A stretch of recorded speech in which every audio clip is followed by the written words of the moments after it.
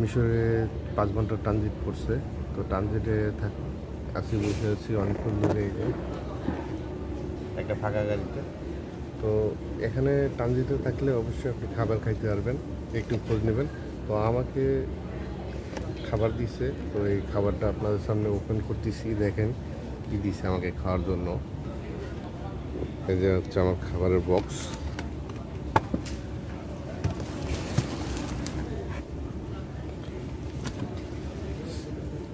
সালাদ, একটা আমের জুস দিছে, চামচ, টিস্যু, চিনি, বনরুটি, দুইটা বনরুটি দিচ্ছে, একটা কেক। বাংলাদেশে যেগুলো জাগে 5 টাকা করে বেচত, এখন যথেষ্ট 10-15 টাকা দাম। আর দিচ্ছে নিচে হচ্ছে দিচ্ছে আপনার পানি, কিন্তু দেওয়া না, বুঝছেন? ও মাই গড। আর দিচ্ছে হচ্ছে আপনার সাদা ভাত,